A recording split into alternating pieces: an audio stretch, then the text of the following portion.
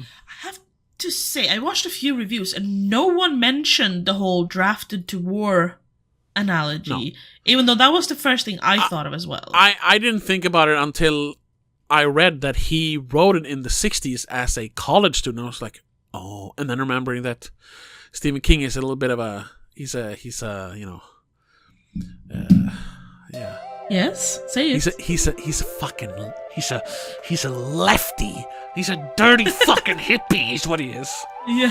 So I was like, of course he hated the war. I mean, I did too, but I'm not in that way. Oh, maybe because I wasn't born then, but still. Like.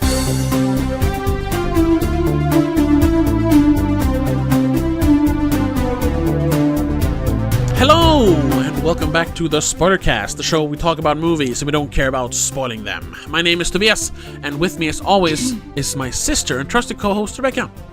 Hello. Hello! And just quickly before we start the show, I always forget to do this. If you like the show, which you do, that's why you're here, and if you want even more shows, you should check us out on patreon.com/don'tmakeascene, where we have literally hundreds of exclusive episodes for just $3 a month. You can also become a member. Or become a member. If you're on YouTube, click the members button. You get an extra episode every week, but we don't have the backlog there, so fewer episodes.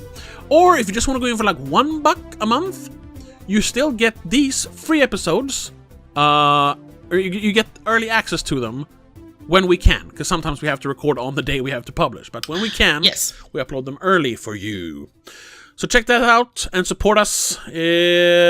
Support a free, sponsor-free, ad-free podcast. But enough of that. Let's talk about today's movie. Yeah, we're going to talk about a new movie. We haven't really done a lot of horror this October yet. We might do a proper Halloween episode later on. But this one sort of goes in the horror category. Yeah. Sort of. Yeah. We're talking lights horror. It's horrific. Yes. Exactly. We're talking about The Long Walk. Ooh. Yeah. Directed by, now I forgot his name, Francis Lawrence. From Hunger Games fame. Hunger Games. Yeah. Which makes sense. Makes a lot of sense when you see this. And it's also written by JT Mollner, who made one of the greatest movies of the last 5 years last year. Technically 2023, but he made Strange Darling. Yeah. My God. Yes. The Spoiler Award nominee for Best Movie of the Year last year. No. Fortunately lost out. Wait. All right. I don't know. I don't even remember which movie won. Well, Strange Darling should have won. Yeah. Based, of course, on the book by Stephen King, or what was his name? Richard Bachman. He wrote under a pseudonym. Because his publisher, when this came out, he already had a bunch of books out. So they're like, you should write it under a different name. People are tired of Stephen King. He's like, okay. Mm-hmm. But yeah, we'll talk more about that later. The premise is pretty simple. I'll just read it off IMDb. A group of teenage boys compete in an annual contest known as The Long Walk, in which they must maintain a certain walking speed or get shot. It's also a last man standing thing, so there's no end goal other than if you're the last person, you get untold riches. We don't know how much that is. They never say. And one wish. And they'll grant it whatever it is. Although they mention but you can't destabilize the government for the country or whatever. Ask them to end the long walk competition, because that would jeopardize. It has to be within limits. Within limits. Yeah. Although I wonder, could you ask I want to be the president of the United States? Although we don't know, we don't know how the government looks in this movie, because it is a kind of dystopian future thing. The way they write it on Letterboxd is it's a dystopian alternate America ruled by a totalitarian regime. Yes. So I'm assuming they're not allowed to ask to be president. Okay, hey. But they could be treated like it, I guess. I suppose.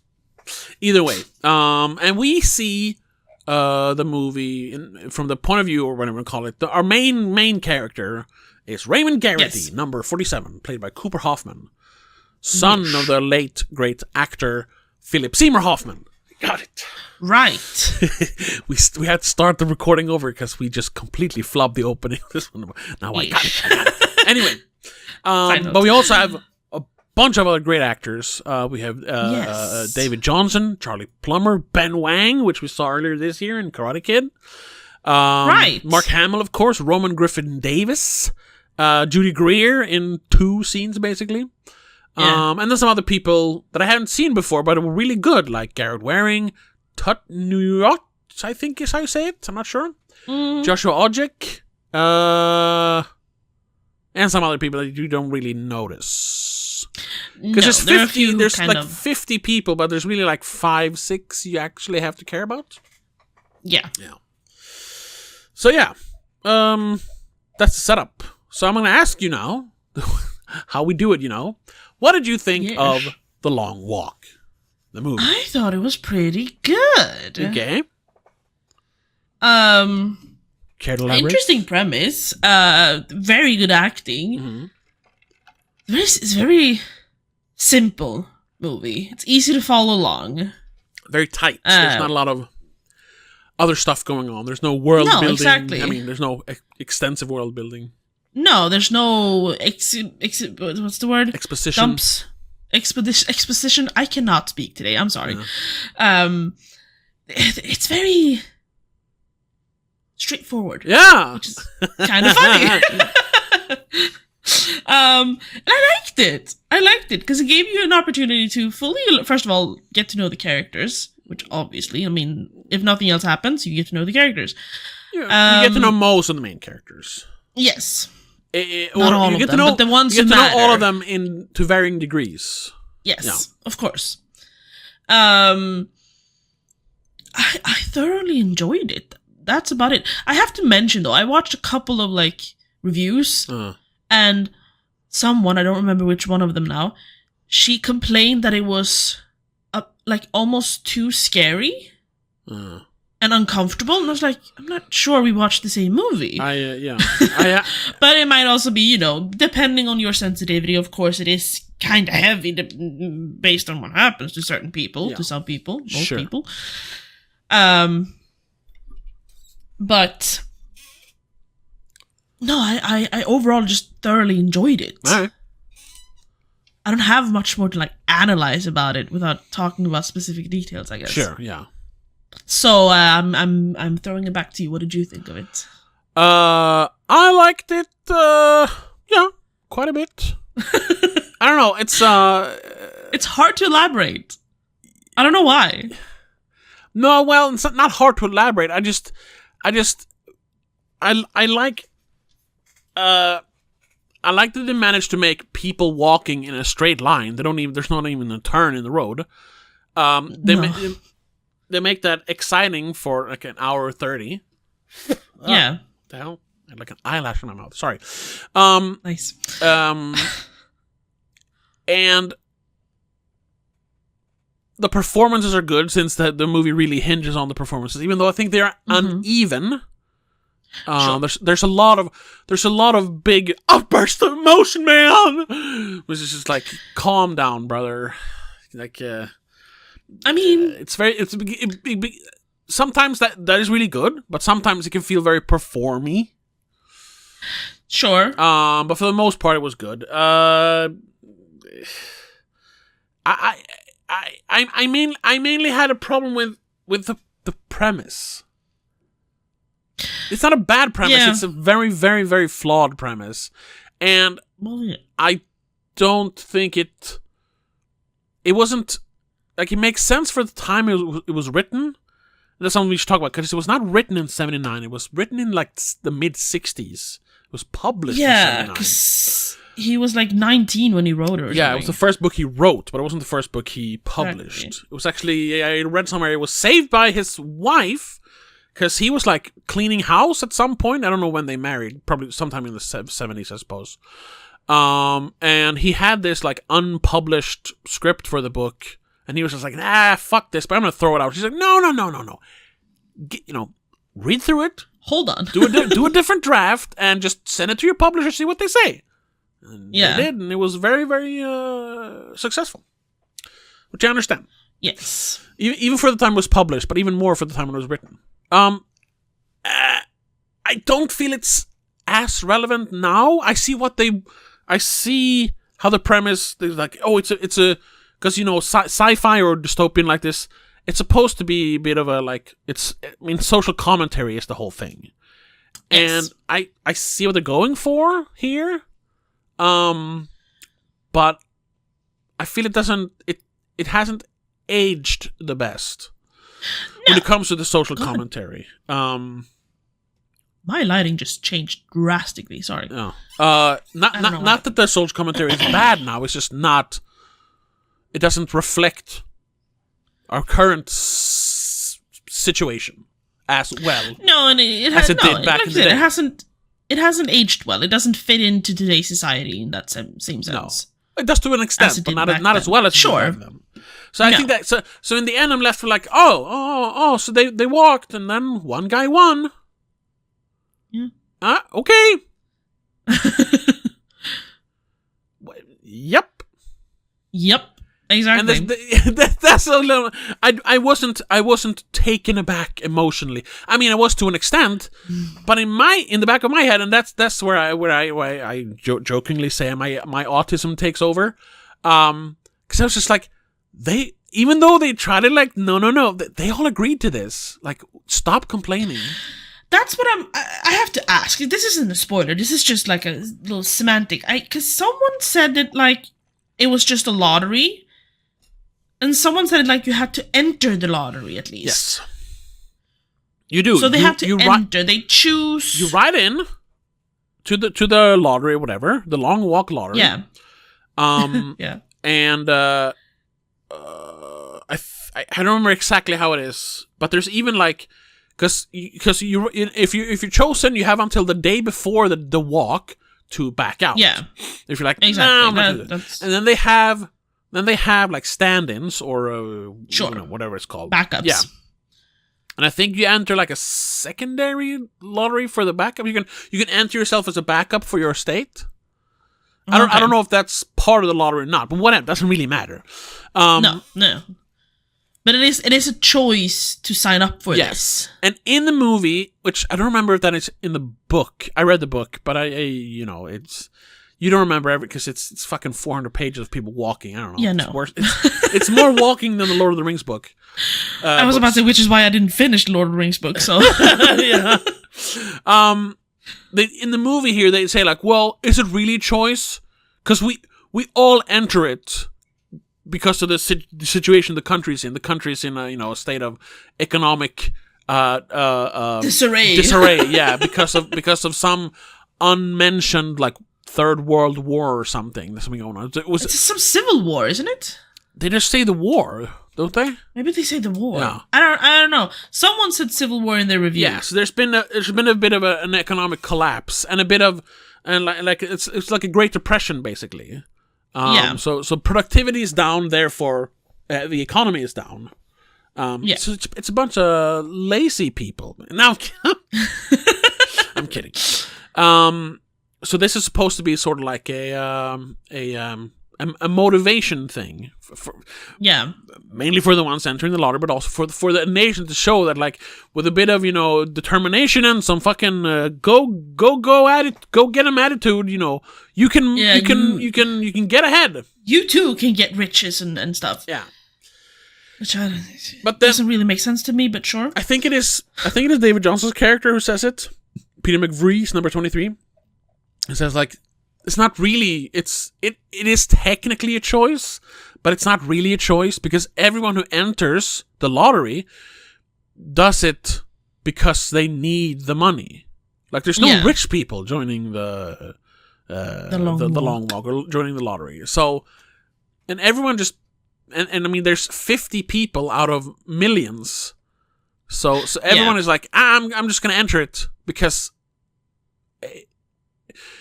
they're trying to say like there's like because of the situation the country's in, we are more or less forced because there is no other way out of poverty than winning the lottery or winning the long walk and winning a random large amount of money basically, and this is the only way at the moment. And which I understand that mentality, but it's also like, Mm-hmm. you're literally wrong. You're Yes. literally wrong. There are hundreds of thousands of families who doesn't have their son participate in the walk, who are, yes, they're struggling, but they're alive, aren't they? Yeah, exactly. You're one out of 100,000, basically, to try and win that prize money. Like, we don't know how many actually apply from each state, but still. Yeah. There's only one winner every year. Yeah. And sure, you can enter several years in a row, probably. Yeah, I don't think sure. there's a rule against Well, that. Unless you you've mean, already yeah. won. Yeah. Then maybe you're not allowed to. Then, Also, you don't then you want don't to, gonna, because you have obviously. untold riches. Yeah, like, what's the point? No. So, The odds are not in your favor, yeah, you know? yeah. To quote the Hunger Games. Yeah. And that's where I think the premise falls the most. Not that it's like, of Yes. course people do risk their life out of desperation like this. Of course, and I see the metaphor, Sure. especially for this being written in the mid-60s. It's a metaphor for the draft for the Vietnam War. Who did they That's send what I over was to thinking, the yeah. Vietnam War? Well, they sent young kids who were struggling or were just out of college who didn't know what they were doing. So they went over Yeah. there and died for their country, or just died thought that this for was a the only pointless way war. to... Yeah. Who thought that was the only way to be someone or get anywhere in life? Yeah, well, not yeah, or just the fact that it's for a pointless thing, because the Vietnam War was a pointless war. Yeah, but they didn't know that. Well, some people did.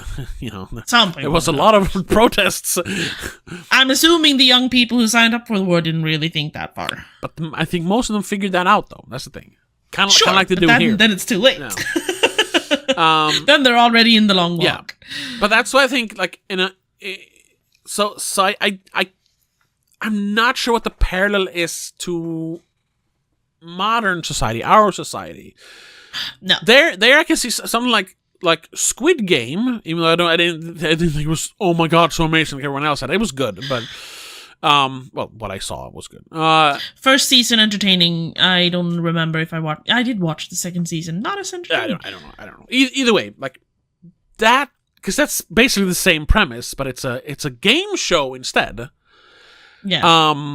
And that makes sense because of how reality TV and game shows, like it's kind of what I don't know what you call it in English. In Sweden we call it förnedringstv. Oh yeah, You know what I I don't know mean? what they call it either. Yeah, in like English. yeah. Humiliation. Basically. It's a humiliation, yeah, and then you amp it up for the movie, so you get killed Yeah, instead. of course. Yeah. But people do anything for money. Just look at Mr. Beast. I mean, he Yeah. literally made a Squid Game after that, the Beast Games, which is like so tone deaf. So toned up. So tone like.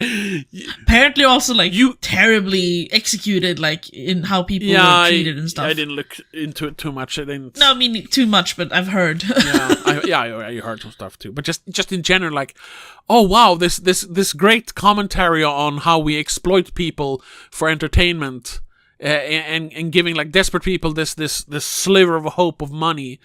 It's disgusting how capitalism have seeped into everything, and he was just like, you know what? I can make hundreds of millions of views off of this. I'm gonna make my own. I can make money from this. I'm gonna make my own show. Capitalism. Yeah, idiot. Anyway, no, but it's the same with like we mentioned. It's the same with the Hunger Games. yeah. However, that's where different. There's they don't have a choice. No, they are forcefully entered the lottery. You get to represent your districts. Oh, but I don't want to. Sorry. Tough shit. Yeah. And that's what's kind of different. And I think that's Yes. the forcing of it. Yeah. If you really want to go dystopian, it should be like you it's hard to explain. But also, then at the same time, then it's full on like fascism, and it's not just totalitarianism. What's the difference, really? But Yeah. But or it could be something like. But then it's also like, it doesn't make sense that they would be shot if they lose. Like, what is the point? What is the point of killing the war? Instead of just letting them fall behind and be left. I was going to say, what's the point of killing the working class? And I just saw every socialist like, because I know, but to literally shoot people in the working class, what's the point? Like, those are the people that run all the machines that make you money, rich people. Like, wouldn't it be better to just you lost, you get taken out of the competition. Go back to fucking, go back to mining salt, poor. Yeah.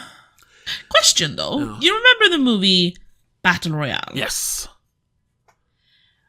I've seen a video a while ago now that mentioned that book was inspired by The Long Walk in a sense. Yes. I don't remember why they kill each other off in Battle Royale. I haven't seen that movie in so long. I haven't read the book. I've only seen the movie. In the movie, it is a deterrence for the young generation who's kind of become like too rebellious. Right. So the government, like, in order to control the generation that's going to grow up and become like the grown-ups, they pick one random class each year and just say, now you have to survive, and turn it into a spectacle to kind of mask the fact that they're just abducting children and killing them. Yeah. So the winner there as well gets they get nothing, royal treatment basically, don't they? They become celebrities. Right. But I don't remember them getting anything other than their freedom. That's the thing. You know what they gain? They gain a little common fucking sense to not speak up against the government. That's what they gain. but picking a random class then doesn't, what if that class was just filled with really good students and none of them are bitches and douchebags? Because under the sun we're all the same, Becca. True. Yeah. True. So not only should you behave to avoid, going into the battle royale yourself, you should behave so that no one else has to do it either. It's corporal punishment. Which is so not if everyone nice. behaves, no one will have to do it. Yeah, that's true. Okay, which is why that premise is so much better. That is straight up a horror movie. Oh yeah, because of that. Also, because it has more gruesome visuals. Although I would say this was pretty. I didn't know it was R-rated. I was like, they're just going to shoot people. What? Dude, there's blood everywhere when they shoot them. They see their faces explode, and there's blood everywhere, and they keep screaming out, fucking, fuck. Sure, but foul language has never been anything that bothers me. No, but you can't have that in a PG-13 movie. That's true. That's true. So this is obviously R-rated. Was there that much blood, really? I remember, 2 scenes where you actually see the bullet going into someone's head, and then there's one where, someone's legs can run over by the half track. Yeah. No, you when Ben Wang's character Olsen gets shot, he gets shot in the stomach, he's bleeding everywhere. That's even more horrific in the book though, because then his guts spill out. He's like, yeah, but that's what I was kind of expecting. Yeah, but guts spilling out and stuff. This is still making his shirt turns red. They're still making it a mainstream movie. You can't do a fucking splatter movie, But the first kid who gets shot, which was kind of, I think that was Roman Griffin Davis, which was kind of sad. Curly. Yeah, he's the first guy. Because he gets a Charlie horse. It's not fair! And he just... Right. I had to Google what Charlie horse is. I kind of knew what it was, but I checked... Yeah, it's cramp. It's cramp, it's a cramp, yeah. You just see in an extreme close-up his face explode. Not explode, but the bullet goes in there and it comes out through his jaw, and you see this... All right. Yeah. Guess I'm kind of desensitized to that stuff. You see a couple of more like that, and then in the end, towards the end, and we're spoiling. Hey, guess what? Everyone in this movie dies except for one. So I'm not. We're not spoiling anything yet. Duh. Smaller characters, obviously, they're gonna get shot off. Towards the end, I'll say, number 48, Collie Parker, Joshua Odjick's character. Yeah. When he dies, you just see it just go, the head go, when he, True. I just didn't find it that gruesome, personally. No. I mean, the gore... disgusting. The gore in of itself some people... is not much worse than, John Wick. No. Exactly. But it's how it's executed that made it pretty... Sure. Because it's very real when it's just... It's teenage boys being shot. True. It is pretty horrific. Yeah. Yes, but I have the whole, like, it's just a movie. Well, yeah, thing sure, in my head. Yeah. I was like, I'm not affected by this. But someone in one of the reviews I said, like, if you're sensitive to, like, blood and stuff, don't watch it. Like, I don't know if I would say that much. Although, like, when was the last time we had... depends on how sensitive. When was the last time we had a really bloody movie? Terrifier 3. Yeah, exactly. That's 2 years ago now. Oh my god, it is, yeah. Last year? No, that was... No, that's... Hold on. Where was that? Terrifier 3. Wasn't that 2023? Terrifier... Yeah, it was. 3. No, 2024, sorry. Okay, yeah. Either way, yeah. But that wasn't a mainstream... Well, it kind of became a mainstream movie. Exactly. Yeah. Okay, no, but I know what you mean. I know what you mean. We don't really have, you know... Not gory in that movies sense, no. anymore. No. So I can see that, and you know, and today's, you know, Generation Z and Generation Alpha, whatever they're called, they didn't grow up with, you know, Evil Dead and, you know, fucking splatter movies in general. Like they're sensitive, Rebecca. We're gonna. I'm about to spiral into like a long discussion about this, but we shouldn't. Not now. Yeah. Let's continue talking about... Oh my god, I need to close down IMDb as well, because I'm getting distracted. Let's get back to the movie. Yeah. I don't know what to say, though. No, yeah, well, yeah, but that's kind of my, like... That's my big problem with the premise. Gripe. That I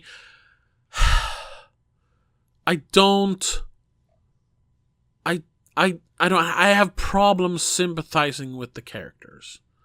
Yes. No, I agree. I don't understand. Not that I don't sympathize with them all. It's just, it does not hit me as hard as it did some other people that I heard also really thought this was like amazing movie. And it's like, No, because I don't understand their motivations for even entering the race, really. Yeah. And that's also... I guess I kind of understand like 1 or 2. Yeah. Because their motivations are slightly different. Most people are just like, I might win money. Yeah. Yeah, but you also might die, and there's a higher chance of you dying than winning the money. Yeah.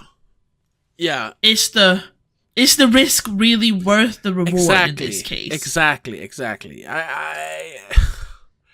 I think I see definitely, like I said, based on when it was written, I see the comparison to people going into the military and not understanding that they're basically signing up to get killed. And if they don't, they're going to have to live with the horrific memories of what they did over there or what they saw over there. And they're not going to get a lot of money out of it. I see the point, but you sign up because like, oh yeah, I'm doing this for my country and people are going to cheer me when I come home and blah, blah, blah. And then when they're over there, they realize it's like when Hank Olsen gets shot, Ben Wang, he's like, I did it all wrong. Like you realize, like, fuck, I shouldn't have done this. Yeah, I get that point, but it's still just like, because I can't put myself in that situation. In those shoes. Right now, I am sort of struggling with money because of my unemployment. Sure. You're not comfortably no. I mean, I have enough swimming in money. You know what I mean. I have enough to survive, but that's it. Yes. Obviously, these people have too. They have enough to survive. And and if someone told me like, oh, you wanna go in with 50 other people? Now, of course, I wouldn't, because of the walking, like I would lose immediately. So, but I mean, no, but like you're one of 50 competition. people. You can do a competition where you win untold riches, but if you lose, we shoot you. So it's like, no, thank you. Way. I won't risk that. It's too much of a risk. If you said, you get to go home, or you lose, and everyone laugh at you, sure, whatever. Yeah, I can survive the humiliation, but dying? I'm not going to risk my life. No. For money? Hell no. No.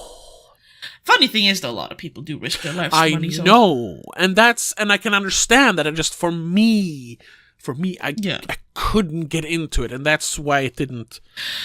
No, and specifically then for a character like Olsen, who has a wife, apparently, which is like not a big thing, but like, why would you leave your wife to maybe win and get money? And the other option is to die and never see her again. Same thing. I wanted to know, like, are these people, like, how destitute are they? Because that's also, I'm a bit of a hypocrite here, because I usually say, like, oh, we don't need world building. But, like, I didn't really get an idea of how bad the situation really was. Yeah.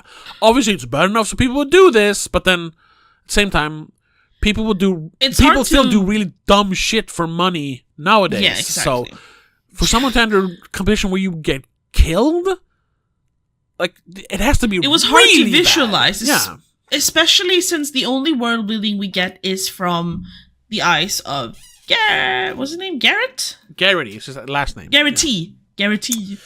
Ray. Now, I guess spoiler a little bit. Because we're like half an hour into it, so we can start doing spoilers. But we don't have to. No, but why he's doing it? Oh yeah, well, that's a bit of a spoiler. Yeah, well, okay. We can start talking spoilers then, because I'll say this: that's not how it happens in the book. No, I figured that one out. But anywho, so if you haven't seen the movie, if you haven't read the book, I mean, either way, spoilers. Yeah, spoilers from here on out, because we're gonna start talking specific differences, which are both better than the book and worse than the book. Yes, and it might ruin the experience of the movie a little bit. But if you really want to hear the big changes that were made to the long walk from book to movie, click the subscribe button now! Anyway. 3, 2, 1, you have been warned. Spoilers. 3, 2, 1. So, when Garrity's dad gets killed... Yes, I thought you were going to do the other one, but yes. See, his motivation is dumb for joining is even dumber, really. It's revenge. It's like, brother, you should watch some Star Trek. My guy. And I mean, McReese tells him, like, don't do this for vengeance. Yeah, but McReese is also, like, the only sane, valid character in this entire movie, in my opinion. Yeah. But Ray and all is like he has everything he needs. He has no point or reason to really join the race except for, he wants the opportunity to shoot the man who shot his father. Which I don't understand why the Major was even the guy who shot his father. Like, that didn't make sense to me. Yeah, this guy is obviously, like, top tier dude. Why is he running around shooting random dudes who's breaking the law by listening to old music? Yeah, it's a little... Yeah, there should just been some random squad that they sent me. Because literally, they call it getting squatted in the book. Exactly. When the squads come in and take you away or shoot you. But that is also the only world building we get. And his mom and him, they're more or less fine. Yeah, like, they're living okay. Yeah. His mother is, like, devastated that he even decides to join the lottery. Yeah. Even worse when he gets drafted. Picked. Yeah. When he gets the opportunity to do the walk. Yes. Yeah. It's like, they don't show us enough of the other people's lives to see how desperate some people might be to join. Like, I kind of understand why McReese joins. McReese? Because he has nothing. He has no one. Like, this is an opportunity to gain everything or just stop existing. But I mean, it's barely like he's existing anyways, because who cares? He has no one and nothing. Yeah. The other ones, I'm not sure. Yeah. I don't know why they joined it, really. Except for the opportunity or the possibility of money. I think we're supposed to, like, gleam from that information, like, that most of the people are in the same situation. Like, they're living, they're living poorly. They're poor. Sure. So this is a chance to, like, but also, I think it's also, which is, they do make a good point of pointing out in the book and the movie that all of them go in, well, most of them go in with the idea that they're the ones that are going to win. Of course. Which is, of course, it's the... Kind of have to. You kind of have to go into it thinking, like, I am going to be the last one. Yeah, like, why else would you join? But as a realist, I would every time, like, I would go, I am not going to be the one that wins. I don't care if I You know would how many be times I've the won in strongest. First of that, but like I don't care if I'm the strongest, fittest person in the group. I don't think I could like just imagine that I am the winner when it's 1 to 50. No. If it was 1 out of 10, maybe I can be that bold. Yeah. If I am like elite peak physique for this specific event. Yeah. But even then, if it's more than 10, hell no. Yeah. Anything can happen. You can get cramps. You can twist your ankle. Yeah. You can get the shits.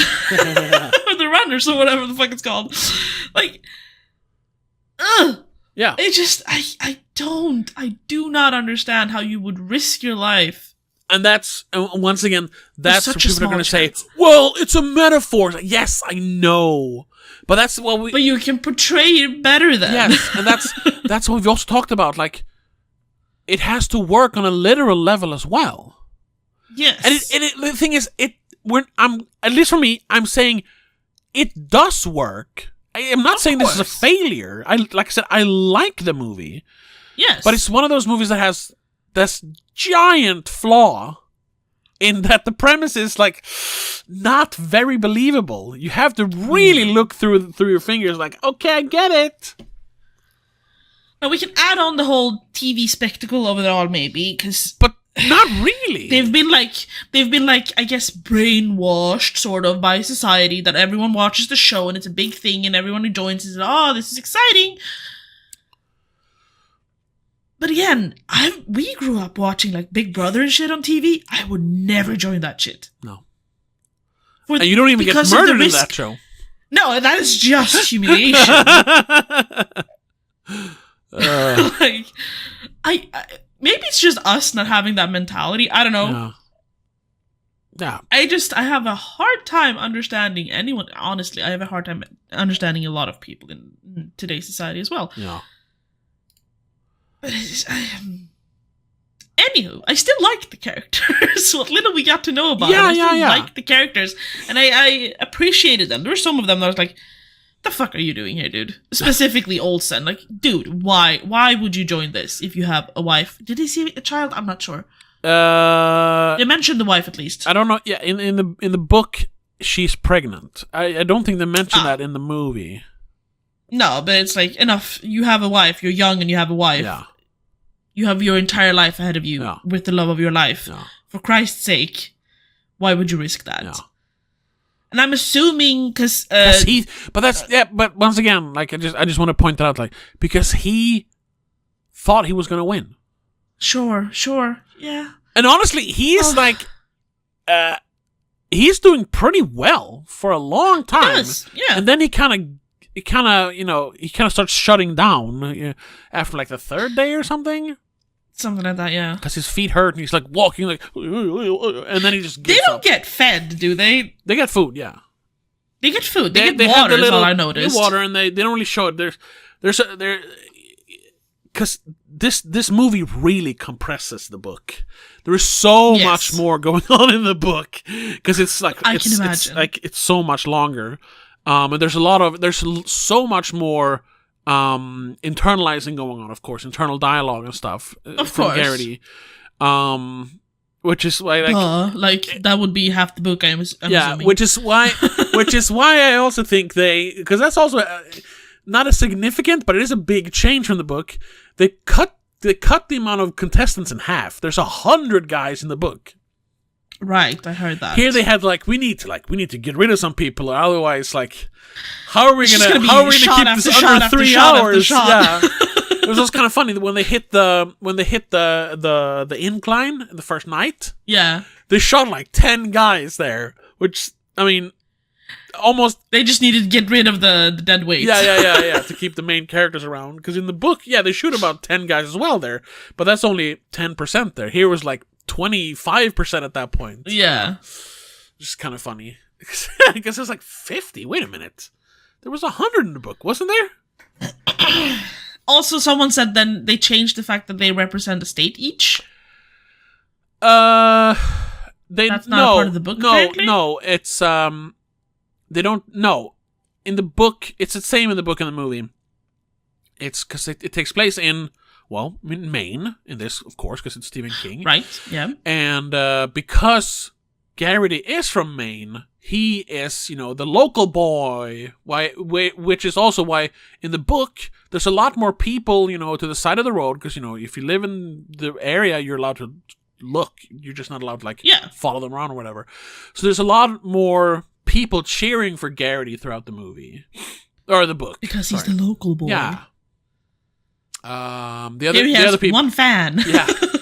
The other people are just there for the competition, so to speak. I mean, he's also just there for the competition, but it's a thing. Sure. It's not a thing. Oh, you get to represent your home state, boy. Okay, sure. They're not wearing state flags or anything. Yeah. No. Who knows who's who? No.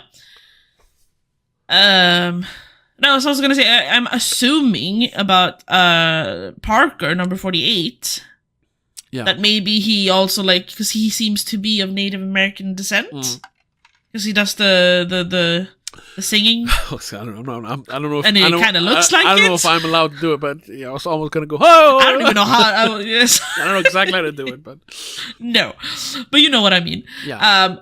No, but that's just because he has a strong cultural heritage. I don't know. No, I was thinking he joined the walk to be maybe he would use his wish to help his tribe or something. That's not something they talk about in the book or in the movie or the book. Absolutely not.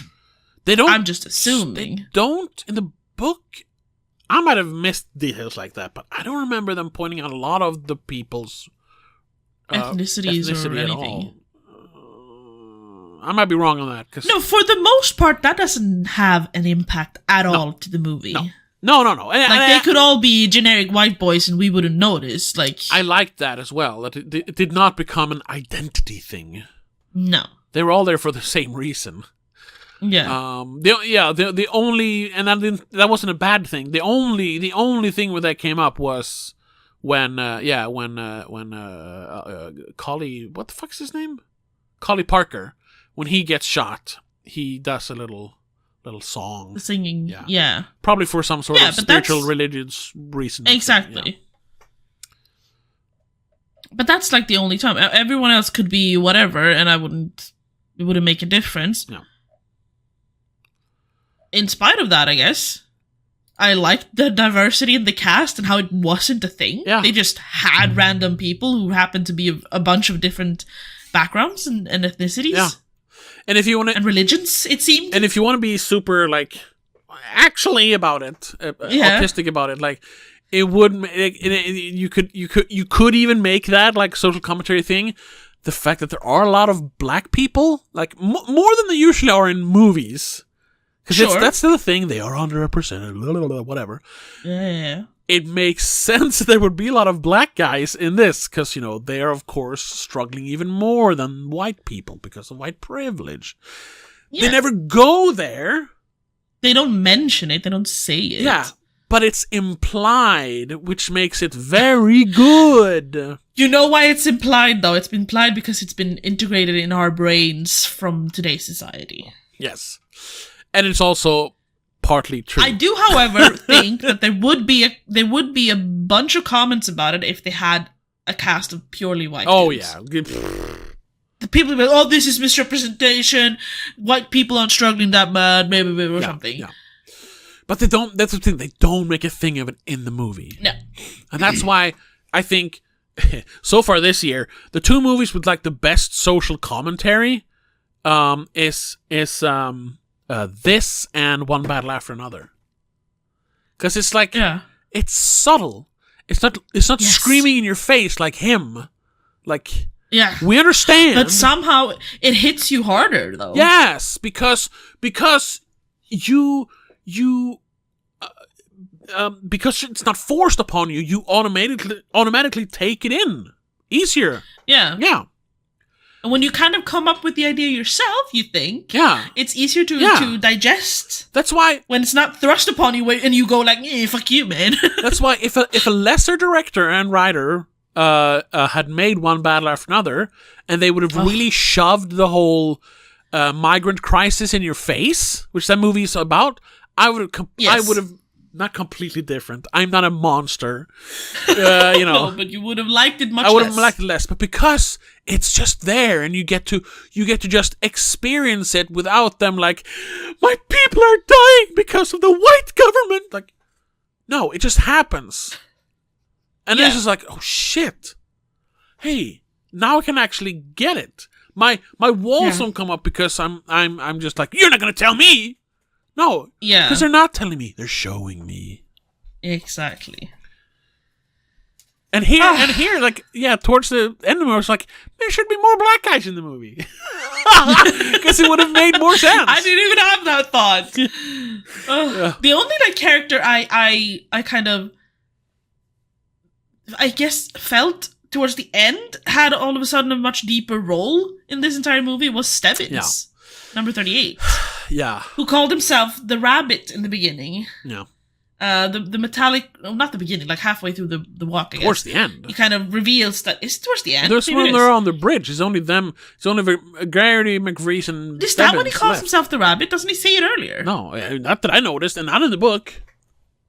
Okay, whatever. When he does explain that he's the Rabbit, like, yeah, no, it makes sense. You are just here because you're hollow and you don't have anything else to live for, so you're just walking, because why the fuck not else? Yeah.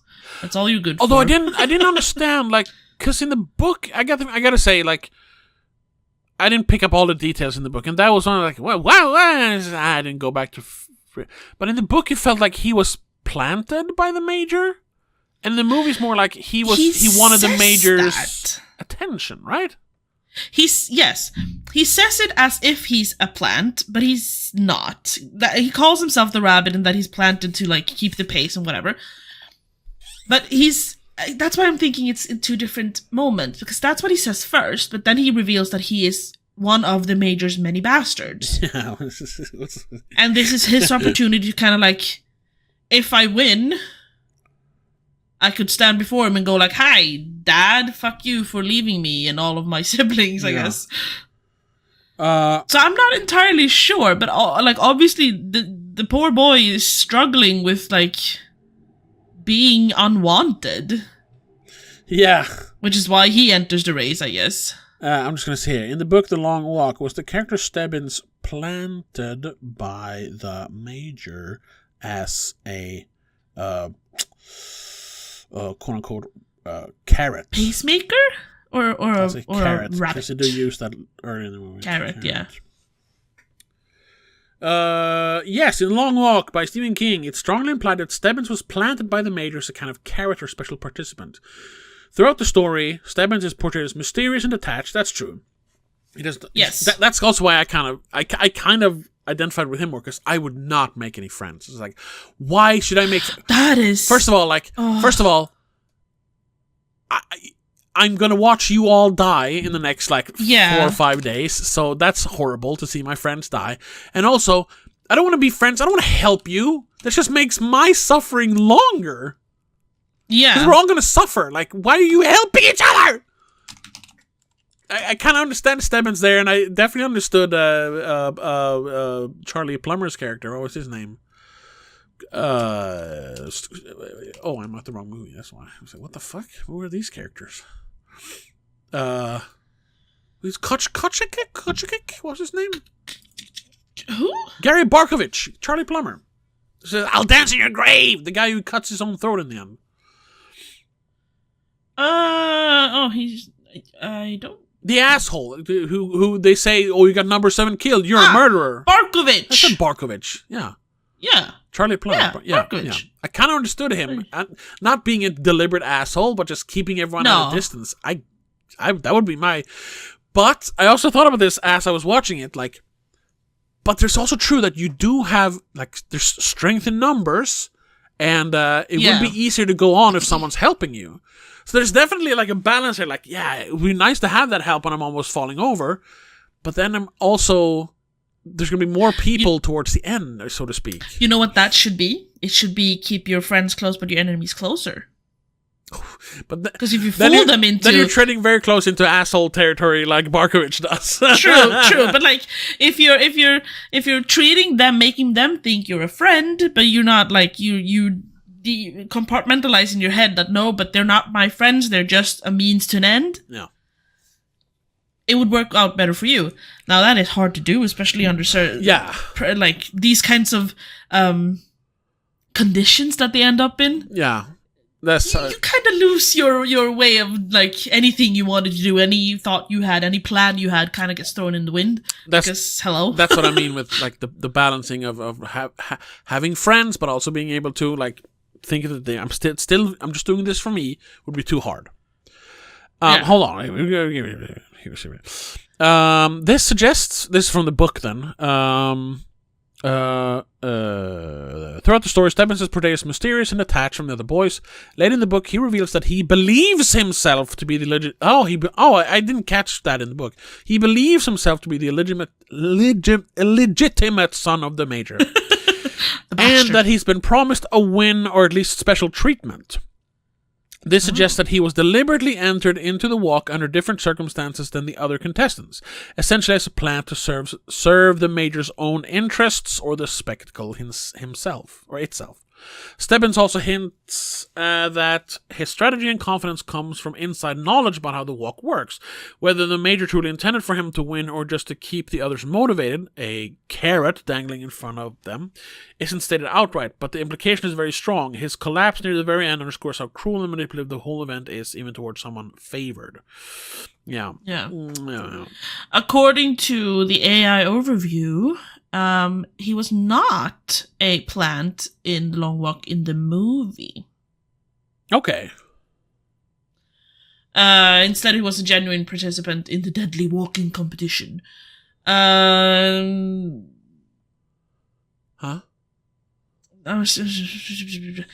He called himself a rabbit or something, or he earned the nickname Rabbit because of his incredible endurance and stamina. I mean, he does look the most fit and well placed to be there.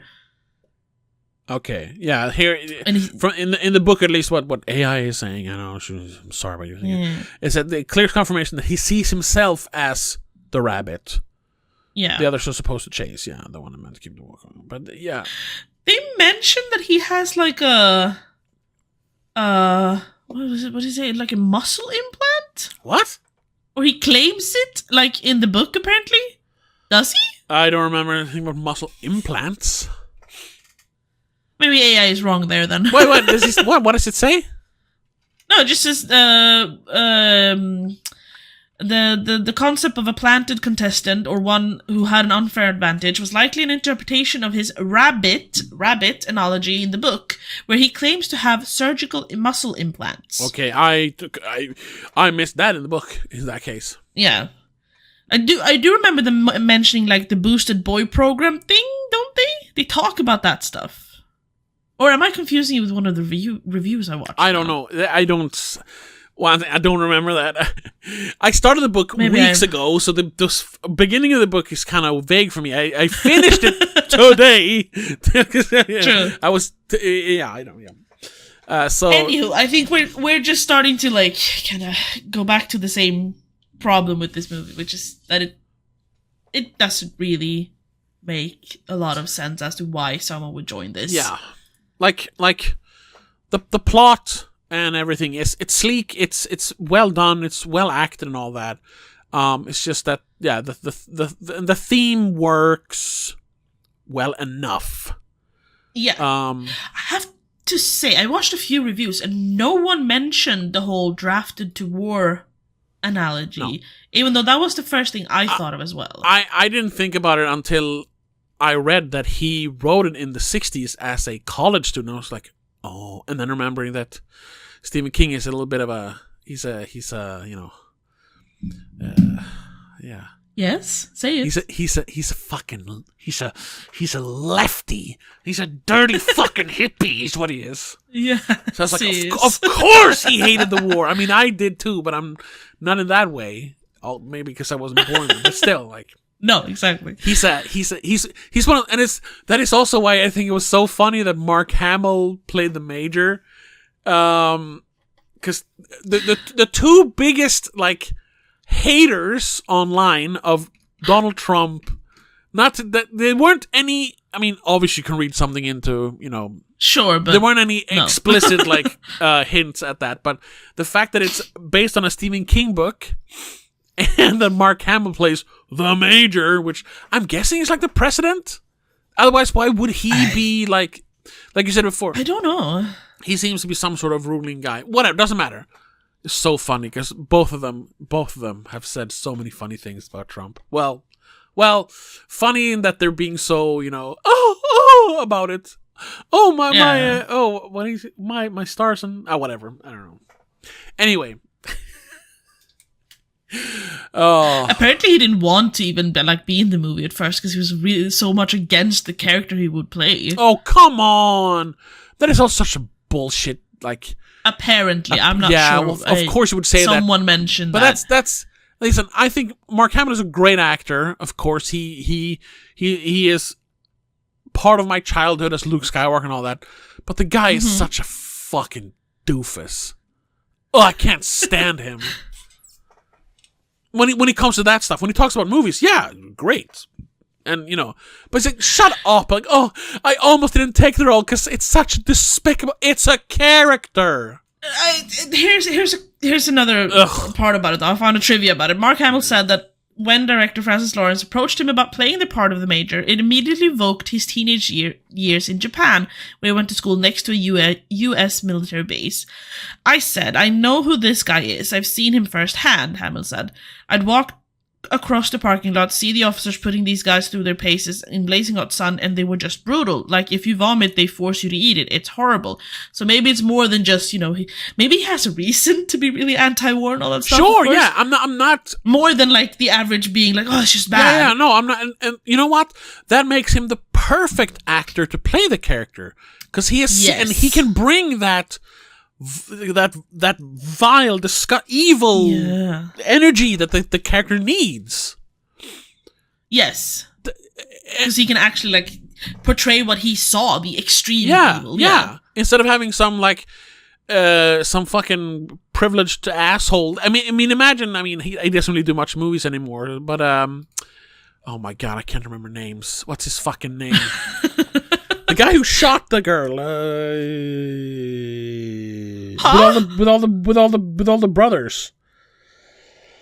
Baldwin, Alec Baldwin. Yes. Right? Oh, shot the girl. I was like, who shot a girl? What are you talking about? He shot the cinematographer of the movie he was making. Yes. That movie came out. I want to see that movie. Not because of that, but No. The premise, they didn't scrap the movie it. in general sounds like a great movie, but whatever. They're like Western or something? Yes. And a bunch of old men in the West. Anyway. Yeah. Because he was also very outspoken about Trump. He did all the, Trump caricatures on SNL. Right, and all that. yeah. I could see him play this role, and it would be so bad. Because he would just be like, ooh, he would do a caricature. While Mark Hamill does it very good. The voice sometimes feels a little forced. Sometimes. But he is a voice actor, isn't he? So he's hamming it up a little bit maybe to make it sound like a bad person. Yeah, it still works. And I really like that he didn't just go for his own voice, even though he has kind of a gravelly voice in real life. So he just roughed it up a little more. Yeah. So yeah. Because, that's usually, if you think of stereotypical, majors and stuff in movies, they usually do have this really commanding voice, commanding and masculine voice. You sound like a man, dude. Makes sense. Like they say in the movie, he's kind of short, also. Yeah. He has a bit of a Napoleon complex, maybe. That's why he stands on top of his Jeep and looks down on everyone. It's like, they're not better than me. Anyway, anywho, where were we going with this? Mark Hamill was a very good choice. Very good choice for the role then, because of his trauma, or whatever we call it, and his general just inställning. Why am I blanking on that word? His disposition, view on the situation, I guess. And also that's and to unless you're hospitalized for it afterwards, that's the whole point of acting, is to do the uncomfortable thing. You suffer for the art. You don't, and not that you have to always suffer, but in terms of this, he was the perfect choice. And yes, it would probably he probably didn't like it because it brought up all those memories. But that's the whole that's what an actor does. Yeah. Yeah. Oh my god, sorry. I started scrolling through the reviews on Letterboxd because we usually end it with a bit of checking the reviews a little bit. The first one of the popular ones that comes up is, we as a society simply have to make sure that Mr. Beast does not ever watch this film. Like, yes. I mean, he has done similar things with the whole last person to remove their hand from the car or the plane or whatever wins it. Yeah, or literally Beast Games. Which has gone too far. Or the Beast Squid Games. Yeah. But yeah. Did you see that they had a screening, or at least one, but probably a few more in America at least, where you had to walk at the same pace the entire movie? I heard about that. Yeah, that would have been kind of fun. Yeah, because they lowered in the book. The pace is higher, right? It's like 3 miles, 4 miles an hour or something. 3 miles.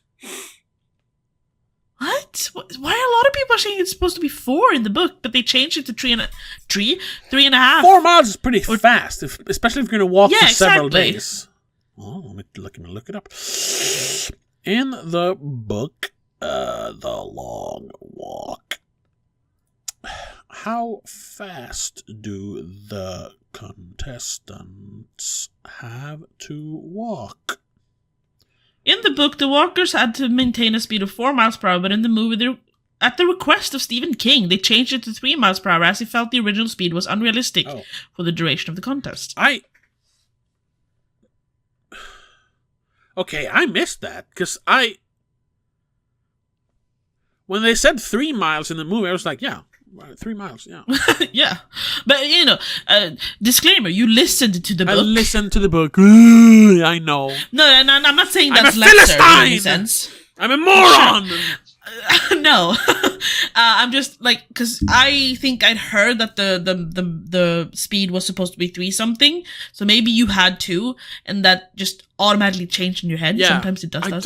When you hear a detail beforehand, that's the detail you hear when you actually listen to the content. And the worst thing is, because I listened to the book, I can't just go and go back and check. Go back and scroll through the book. No, you'd have to actually scroll on the audio file and try to find it, which is not incredibly difficult in an audiobook. Yeah.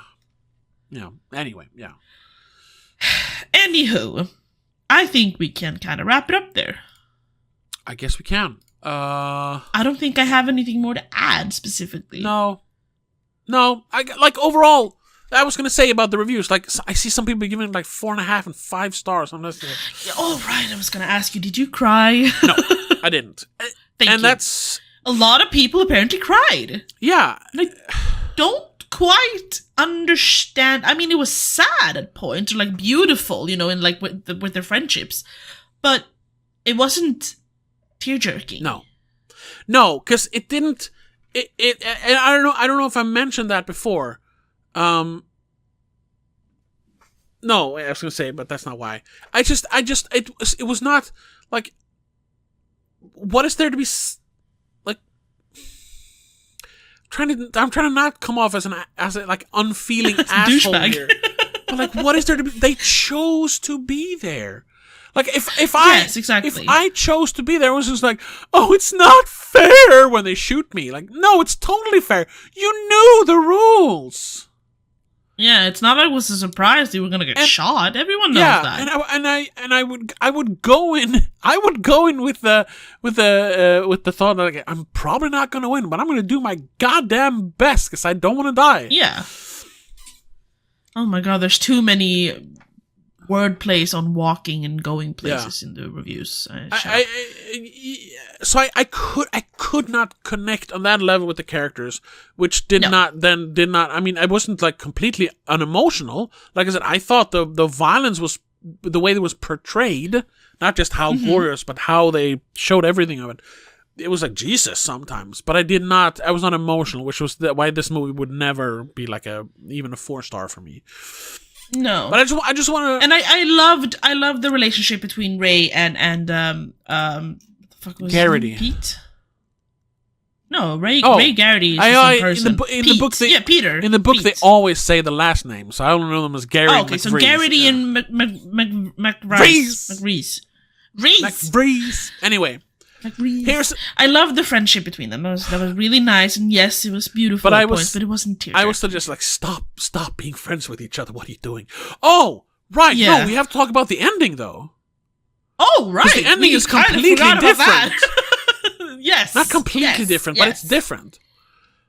And so I gotta say, I first really liked it. Like, whoa, because I thought I knew how it was gonna end, and then it ended completely different. So, it didn't? So I was like, wow, how exciting that there was a twist, even when I knew how it was gonna end. But then it was just like, oh no. Because in the book, Garrity has no plans on shooting the Major. What is his motivation in the book? His motivation in the book is the money. Oh. Yeah. So that's even less interesting then. But that's the thing. That's the whole thing. There is no other motivation for joining the walk.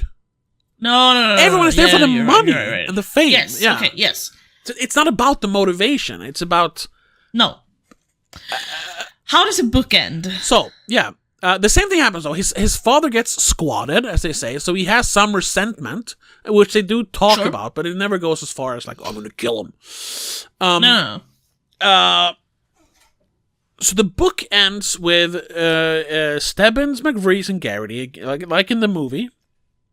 Yes. And just after Stebbins says, "I'm the rabbit. I was planted here by the Major because I'm his son to make the walk last longer." And I remember, saying, what why? Don't you just want to get it over with? What is the point of making it last longer? From the TV spectacle, I guess. And then when he realizes like, but I am not giving any special treatment. I didn't expect them letting me win, but I at least thought I was gonna like be let go, and I realized I'm not, and and because of that I'm weaker than all of you, and then he just gives up like in the movie. Yeah. And then it's McVrees and Garrity left, and Garrity kind of falls behind, so he starts like, well, he falls behind Stebbins even, I think. Yeah. So he walks. He starts following this basically silhouette, because it all takes place in like the sundown, I think. It's not in the middle of the night in the rain. So he starts like, I need to catch up to Stebbins, and he does, and Stebbins just disappears behind him because he was already dead. And then he just needs to catch up to McVrees. Then he won't get killed, and he just starts walking towards this dark figure, and then all of a sudden, the Major comes up, puts his hand on his shoulder, like, "You won, son." And he's like, no, I still have to catch up with the other guy. And he starts running towards this, because he's lost his mind. This shadow figure or something. He's just chasing a shadow. McVrees died behind him, and he didn't even notice, basically. Yeah. So he keeps... Okay. Yeah. So the movie ends with him literally feeling the Major's hand on his shoulder, and then he's like, no, I can't end it now. I have to catch up with the other guy. And he starts running. And then the book ends, which I found like very, very, very dark ending. Is that the walk will never actually end for the survivor? Yeah. You will always walk alone on that road, which is kind of the same as in Battle Royale, when you see in the opening when they kind of explain the thing. You see the girl who won the last one. She's insane. She's lost her mind. Yeah, she'll never actually get off the island. Yeah, well, even if you're always going to have your PTSD, almost like you went to war, which is why it works better in the 60s. Yeah. Yes. And here instead, then, when McVrees is about to give up, and Gary's like, "No, don't give up." Or I would have. I mean, I get it. At that point, of course, we love each other. Blah blah blah. They're just gonna shoot the both of you. Just don't keep walking. But he helps McVrees up. And gets him going again, and then stops himself. Yeah, and then he's like, "Yeah, because you need this more than me." And Garrity sacrificed himself for me. I was like, whoa, because I was like, And honestly, like, yeah, McReese deserves it more, I think. The way it's set up in the movie, it's not as clear in the book. Because in the book, he still has his family. Like he's not some war orphan who's been like beaten up by his uncle or whatever and got fucking slashed by some friend. In the book, it was his ex-girlfriend who slashed him because he was like a little he's not a bad person, but he's but he's not the saint he's almost painted as in the movie. Which makes it a little too obvious. And I was like, and it was I thought the movie was going to end with him saying, "What's your one wish, son? The entire world is watching." And he would just look at him and it would end there because the wish doesn't matter. It doesn't matter. Nothing matters. Oh, he won? No. He will never enjoy anything in his life again after this. But the physical and definitely the mental strain of doing the long walk will ruin you. Yes, like nothing will taste as sweet again as anything did before. Food will turn to ash in our mouths. Basically, yeah. Hey, if you want to do a little parallel there, that they entered out of greed, and in the end, they can enjoy it because greed is bad. Yeah. Anyway, that is true. So I thought the movie's gonna be over, and the movie's gonna be over. It says, "I'd like a carbine." I was like, "Oh no, is he gonna do the thing he told Garrity not to do? Don't." Yeah. I kind of don't understand why he chose to do that. Like, I don't actually get it. You know what it is? It's not smart. It's not clever. It's not interesting. You know what it is? It's cathartic. And that's what people want. If it ended with him just walking away, or it ended with him... People be like, what happened? Didn't he like fucking like show the major who's actually the boss? Like, that's not how it works. Like... Also, like, what? Shooting the major probably won't change anything. No, yeah. Because it's one guy. Like, it's just one guy. Even if he was the head of state or whatever the fuck title he had beyond major, I'm still assuming there's like a room full of guys who will just continue doing what he did. So I was kind of... because they were talking about they're just going to kill you after. No, they can't kill the winner of the contest. Like, so I might actually be able to get away with it. Garrity says earlier in the movie and talks about doing it. So I was like, and now they're just going to shoot McReese, right? Oh no, they didn't. Yeah. So it ends in it's still a sad ending because he just keeps walking. Like, he is still ruined. But then, the shooting of the major feels like such an empty gesture. It has no point. It's so fuck yeah. And it's like, no, because that's what we want. People just. I would have preferred the whole. So what do you want, kid? And then nothing. Yeah. They just cut to black. That would have been. Because then you would be like, oh man, I wonder if he did that. I wonder if he could even survive living with what he experienced, or if he would just crumble and die on the spot, or even ask to be shot, maybe. Or it would like it immediately in my head went like, or is that just like showing how pointless the walk is? Like, you don't win anything in the end because you've lost. You win money, but you've lost everything else. Yeah. So the wish is pointless. You're not even human anymore. You allowed 49 other kids to die for you to get this win. Yeah, that's the hollow soul of capitalism. You gain money, but you lose everything else. But no, he just shot the major because he's a bad guy. We need to shoot him. Oh, I cheered when Charlie Kirk got shot. That kind of mentality. Oh God. Yeah, we're not gonna get into that. No. It's just very random that you mentioned it because I somehow ended up on a bunch of videos about that. I was like, I don't even know how I got here. Yeah. I completely forgot that even happened, if I'm being honest. It's not my monkey, not my circus. No, yeah, and all I'll say about this, I was never a Charlie Kirk fan. I always thought he was a fucking grifter. And then I heard some of the things he said, and it's like, Jesus Christ, man, racist much? But even so, I cannot fathom why people cheer someone else getting killed. No matter how bad of a person you are, I don't think you deserve to be shot like that. Unless you have murdered, like in cold blood. Unless you've actively shot people yourself, then maybe. But no, he was a really bad guy, apparently. He was. Like, I never looked into him, and then I saw something afterwards. No, me neither. But, like, you don't deserve to get shot. No. Deserves to get shot like that. I think it's a very strange way of thinking, where I saw so many people are straight up just cheering for it. I'm just like, wow. That is weird. And then, you can't cheer for someone's I didn't want to get into them, but I'm just like in my head, and then I saw some other people like, and there was just, because he was a bad person, and then it's because it was the people that are not against the death penalty, they were against gun violence, all that. But then it was just like, but because he's a bad person, it's okay. It's like I've jokingly said that I kind of wished the assassination of Trump was successful, but I wouldn't have cheered. No, that's because that's still a person dying. Yeah.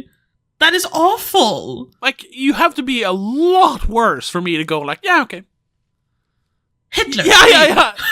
I wasn't gonna say, but yes, perfect example. That's if like, he wasn't. That's the if level. If Hitler wasn't an insane pussy who killed himself, I would have said, yeah, shoot him. Shoot him. Yeah. Who gives a shit? Putin? Maybe. Yeah, maybe. Yeah, at this point, it's like, how about we just like say, casualty of war? Yeah. But that going back to the movie then, because we're gotta get off this. Yeah. Yes. That would be like shooting Putin is like shooting the major. Does it really make a difference? Exactly. I don't know. Violence, and it was another thing. Violence always begets violence. Yes, is that what you say? Violence isn't the answer, because it was another thing I saw, kind of connected to Charlie Kirk, but it works for this as well. Someone brought up like this video clip of Ari Shafir, the comedian. Yes. Comedian who said in an interview some time ago, I don't know when, it wasn't connected to this, but people use it as an example. Is that what do you wish for? I wish people start killing politicians. Like, and the guy he's talking to was like, really? That seems kind of drastic. But no, that's like the only way we will do any sort of like real change in politics is if we start killing politicians, and to start a proper revolution. It's just like, no. I'm sorry. No. That will do some short time change, but it will start. It will. If let's say you kill five politicians, countless other people are going to die because of it. Yeah, because you're gonna even if that elicits like a change that the other party it's not gonna elicit a change. To take power. No, but if then their opponents will say, well, you had the right to kill my guys, so why aren't we allowed to kill your guys? And they're just going to keep shooting each other. And that's kind of what happened with Charlie Kirk as well. It just galvanized both sides to be even more like, well, you can't even like make a joke about his death now, because that means you hated him, and now you're going to be thrown off. You're going to be thrown off social media, which happened to the streamer I follow, Dark Viper AU. I don't know if you know about him.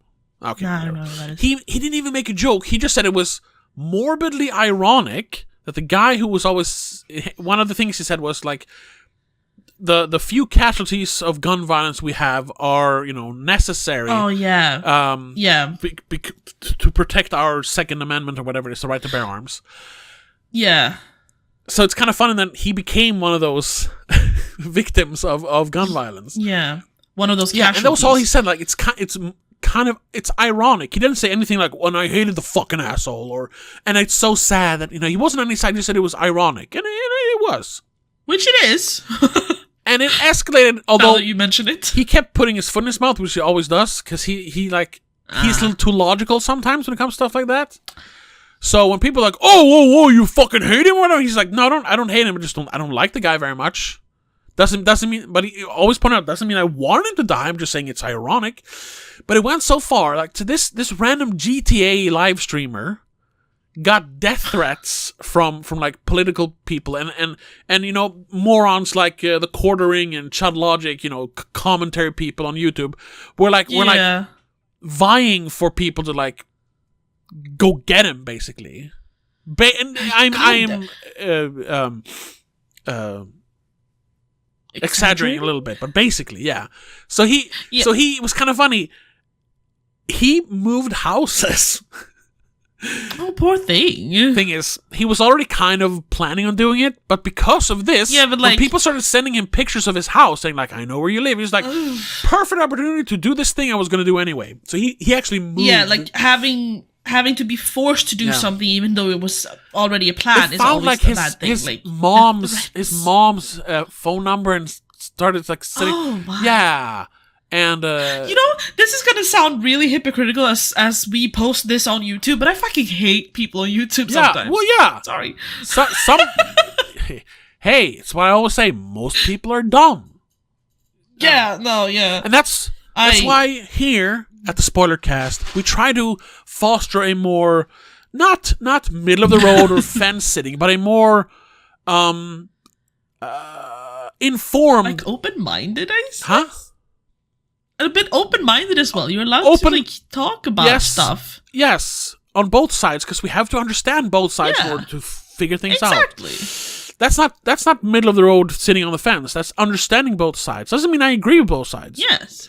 No. Or whatever. And it's also, we have informed takes here. Because that's what we at least try to get informed if we don't have them. We're not perfect, but we don't fly off the handle. We look things up and then we talk about it. Yes. And I mean, which I guess segues into our little companion piece to this time, because you are going to help me understand certain issues I have with capitalism. Yes, Rebecca has been wanting to talk about capitalism for a while. Now, I'm not anti-capitalist. I'm not really pro-capitalist. I can definitely see the problems of late-stage capitalism, but I also think like there isn't really a better solution. That's what I kind of want to discuss. But we'll do that in the companion piece for this, which will be on our Patreon, or for the members here on YouTube. But that's where we're putting that's that where out we're there. going to cut the show. Now we've been talking for a while here. Yes. Yeah. Thank you so much for listening. What did you think of the movie? Did you read the book? Would you like the changes they made? Do you think we're completely wrong here in our thoughts? I guess it got very political towards the end, but apart from those thoughts, maybe about the book and the movie, are we wrong? Are we missing something? Yeah. Leave a comment below, and we'll be back next week with something.